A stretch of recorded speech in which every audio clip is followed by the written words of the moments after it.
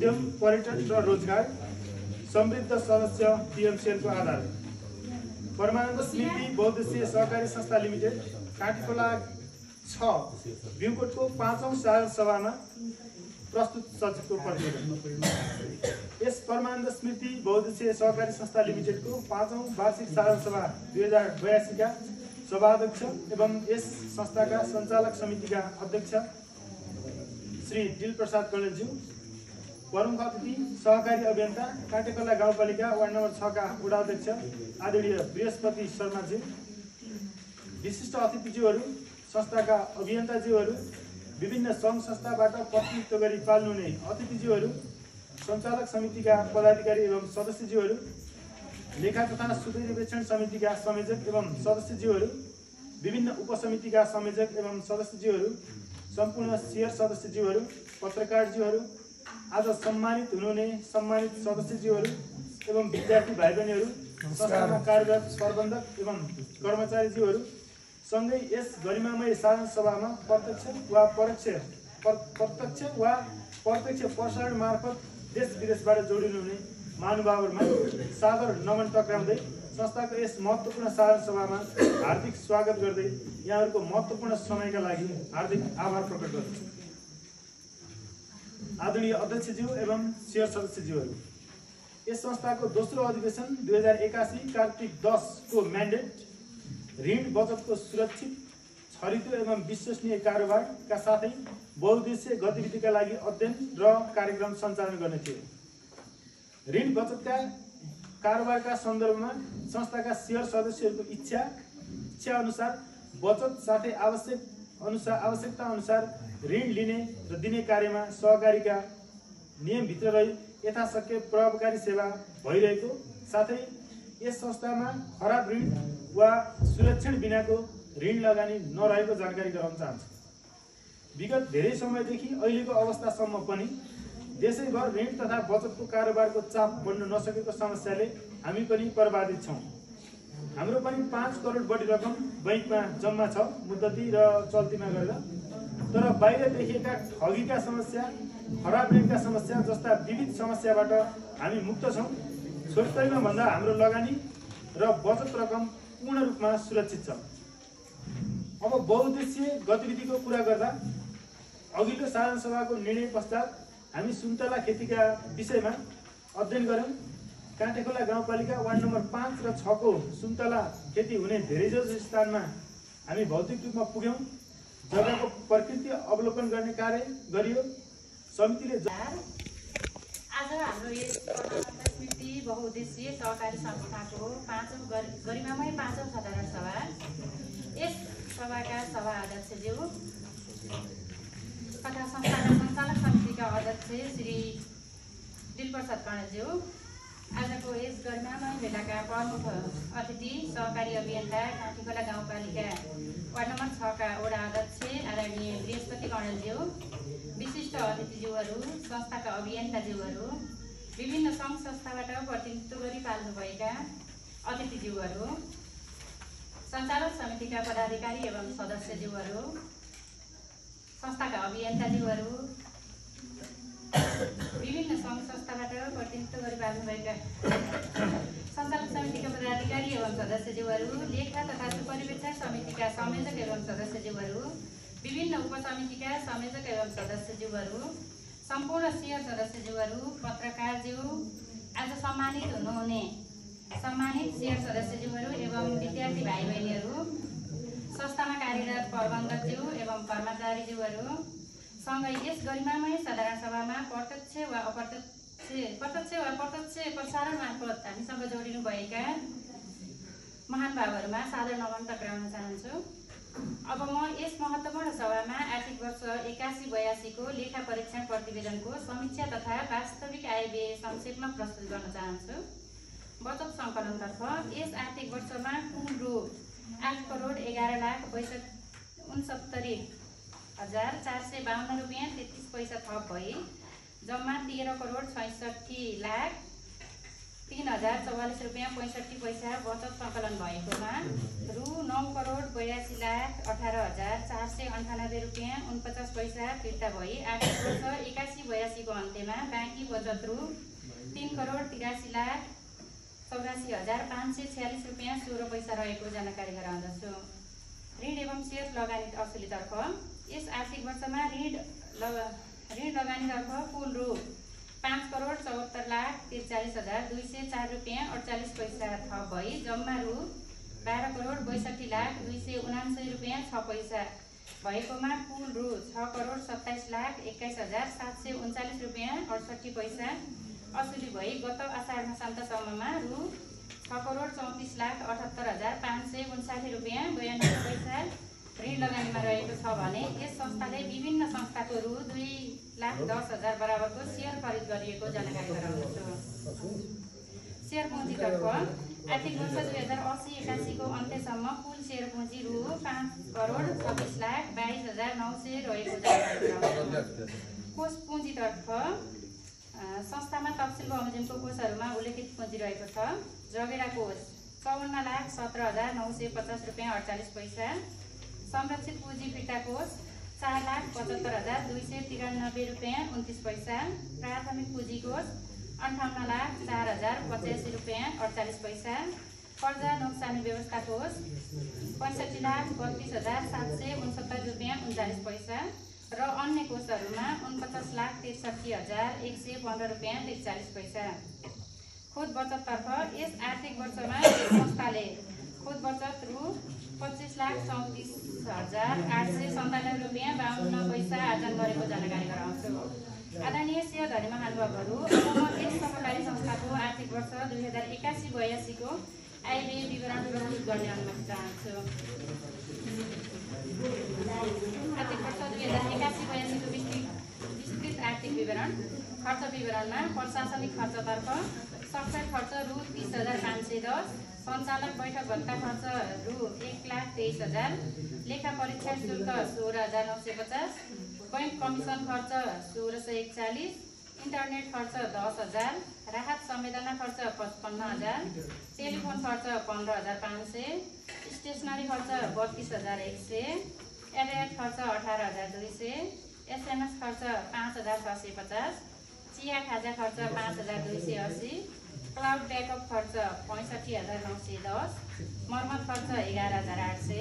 विद्युत खर्च 5,203, दर्ता नवीकरण शुल्क 1,000 र वित्तीय खर्चमा ब्याज खर्च 42,25,487 रुपियाँ 61 पैसा, कार्यालय खर्चमा घर भाडा खर्च 66,000, रास खर्च 57,800 रुपियाँ 14 पैसा, चौथो वार्षिक साधारण सभा खर्चमा 1,22,620, कर्मचारी खर्च 5,22,696 रुपियाँ, कर्मचारी बोनस व्यवस्था 1,23,415 रुपियाँ 66 पैसा, ऋण नोक्सानी व्यवस्था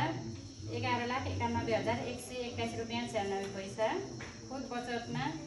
25,34,897 पैसा 52 पैसा 97 रुपियाँ 52 पैसा गरी जम्मा 92,60,782 रुपियाँ 94 पैसा छ भने आम्दानी विवरणतर्फ वित्तीय आम्दानीमा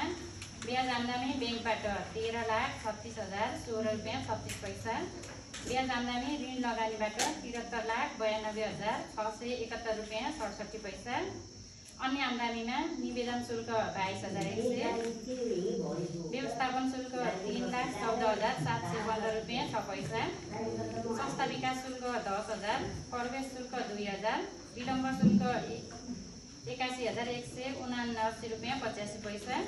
एसएमएस शुल्क 98,000, खाताबन्दी शुल्क 4,100 गरी जम्मा 92,60,782 रुपियाँ 94 पैसा रहेको जानकारी गराउँछु। आदरणीय सेवाधारी महानुभावहरू, अब म यस सहकारी संस्थाको आर्थिक वर्ष 82-83 को अनुमानित आयव्यय र वित्तीय कार्ययोजना प्रस्तुत गर्ने अनुमति चाहन्छु। अनुमानित आम्दानी खर्च विवरणमा कर्मचारी खर्च 5,90,000, खाजा खर्च 30,000, सञ्चार खर्च 25,000, घरभाडा खर्च 70,000, विद्युत खर्च 12,000, बैठक भत्ता 1,50,000, साधारण सभा खर्च 1,95,000, व्यवस्थापन खर्च 1,90,000, अतिथि सत्कार खर्च 25,000, विज्ञापन खर्च 15,000, राज संवेदना खर्च 1,60,000, अन्य दैवी पर्कोपुद्धार खर्च 25,000, कर्मचारी पोसाक खर्च 10,000, ब्याज खर्च 45 लाख, कम्प्युटर सफ्टवेयर आदि 1,75,000, खुद बचत मुनाफा 70 लाख, कुल खर्च 1,31,72,000 छ भने आम्दानी विवरणमा प्रवेश शुल्क 40,000, संस्था विकास शुल्क 2 लाख, व्यवस्थापन शुल्क 2,65,000, आवेदन शुल्क 20,000, ब्याज आम्दानी 1,05,00,000, ब्याज आम्दानी बैंकबाट 21,47,000 गरी कुल आम्दानीमा 1,31,72,000 रहेको छ। आदरणीय अध्यक्ष एवं शेयर सदस्यज्यूहरू, अन्त्यमा यस संस्थाको विभिन्न तहमा रहेर जिम्मेवारी वहन गर्ने व्यक्तित्वहरू एवं सहकारी अभियानलाई जीवन्त तुल्याउने सहयोग गर्नुहुने सम्पूर्ण सदस्यज्यूहरू, हाम्रो सेवालाई प्रभावकारी बनाउने कर्मचारीज्यूहरू एवं आजको यस गरिमामय साधारण सभामा उपस्थित प्रमुख अतिथिज्यू, विशिष्ट अतिथिज्यूहरू एवं अतिथिज्यूहरू तथा उपस्थित सम्पूर्णमा धन्यवाद ज्ञापन गर्न चाहन्छु। साथै यस सभामा मैले संस्थाका तर्फबाट प्रस्तुत गरेको आर्थिक प्रतिवेदन उप व्यापक छलफल गरी आवश्यक सल्लाह सुझाव सहित अनुमोदन गरिदिनु हुन अनुरोध गर्दै आउँदै गरेको शुभ दीपावली 2082 सालको सम्पूर्णमा शुभकामना दिँदै बिदा हुन चाहन्छु। हस्त धन्यवाद। जय सहकारी।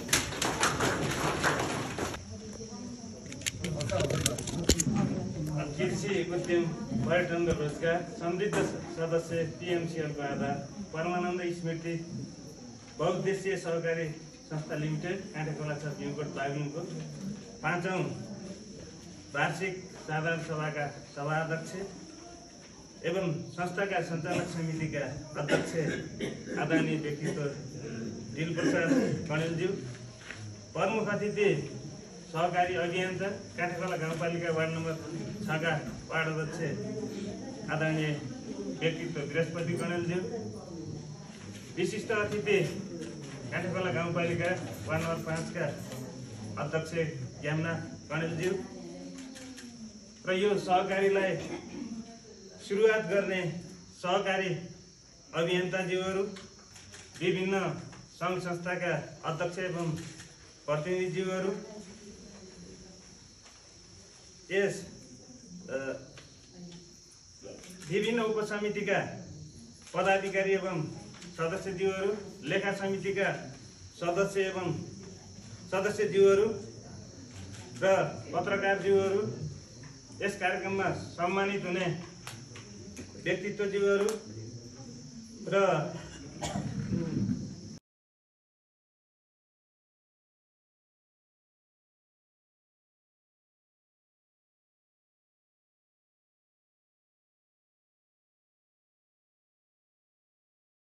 परमानन्द स्मृति बहुद्देश्य सहकारी संस्था लिमिटेडका सचिव कृष्ण भोजलाई, कृषि उद्यमी पर्यटन र रोजगार समृद्धि सदस्य PMCL को आधार जुन नाराका साथ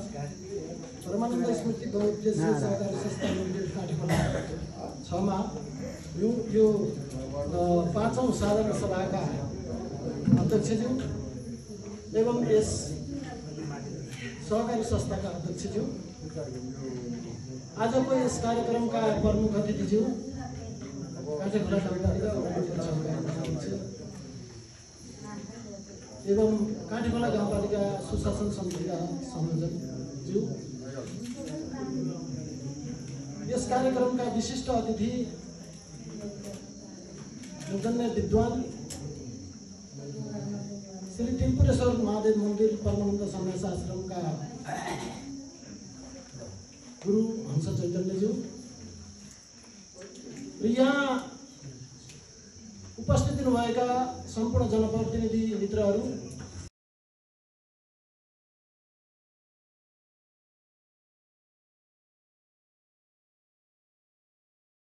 यस परमानन्द स्मृति बहुद्देश्य सहकारी संस्थाका सचिव कृष्ण सरलाई यो 5औं वार्षिक साधारण सभाका सभाध्यक्ष एवं परमानन्द स्मृति बहुउद्देश्य सहकारी संस्थाका अध्यक्षज्यू, विशिष्ट अतिथि काठमाडौँ गाउँपालिका वार्ड नम्बर 5 का वडाध्यक्षज्यू र गुरु चैतन्यज्यू र आजका अतिथि मञ्चासीन सम्पूर्ण व्यक्तित्वहरू र परमानन्द बहुउद्देश्य सहकारी संस्थाका सञ्चालक समितिका पदाधिकारी एवं सदस्यज्यूहरू, लेखा संयोजक लगायत सदस्यज्यूहरू र उपस्थित विभिन्न सङ्घ संस्थाबाट यहाँ उपस्थित हुनुभएका मित्रहरू र यो सहकारीलाई स्थापना गर्ने क्रममा धेरै मेहनत गर्ने हाम्रो विक्रम भाइ, प्रकाश भाइ र कृष्ण सुवेदी गङ्गा प्रसाद सर लगायतलाई सम्पूर्णलाई म पुनः सम्झाउन चाहन्छु, सम्मान व्यक्त गर्न चाहन्छु र उपस्थित सम्पूर्ण सेवा सदस्य महानुभावहरू, सभासदज्यूहरू। विशेषतः म थोरै मात्रै राख्न चाहन्छु। हामी 5औं साधारण सभामा छौँ र 5औं साधारण सभा भए तापनि एउटा परमानन्द स्मृति बहुउद्देश्य सहकारी संस्थाको राम्रो पक्ष प्रत्येक वर्ष उहाँहरूले समयमै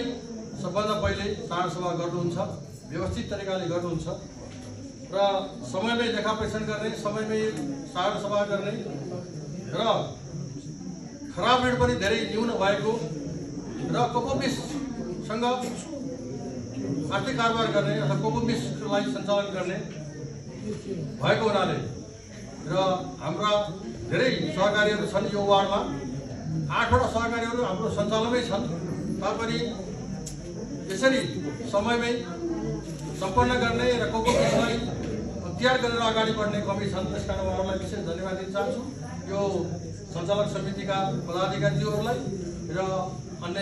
शुभचिन्तक सम्पूर्ण महानुभावलाई, लेखा संयोजक लगायत सबैलाई। र विशेषतः आज हामी आजको दिन भनेको यो साधारण सभा मैले थोरै 2 मिनट अलिकता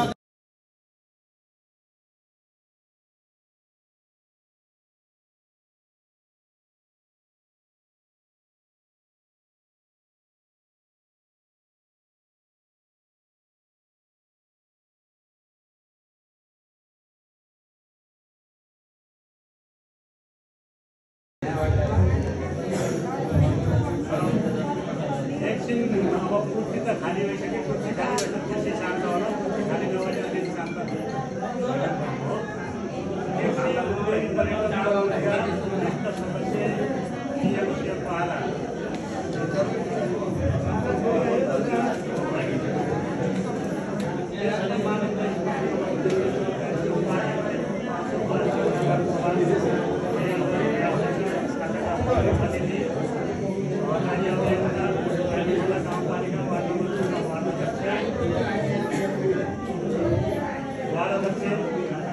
आदरणीय दार्जिलिङ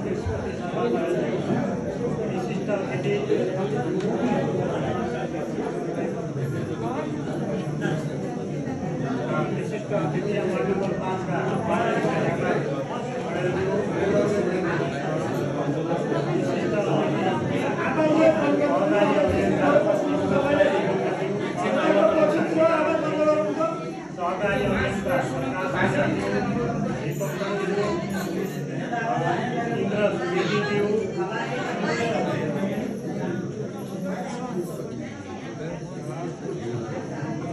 काठेकोला वार्ड नम्बर 6 र वार्ड नम्बर 5 का वर्तमान तथा निवर्तमान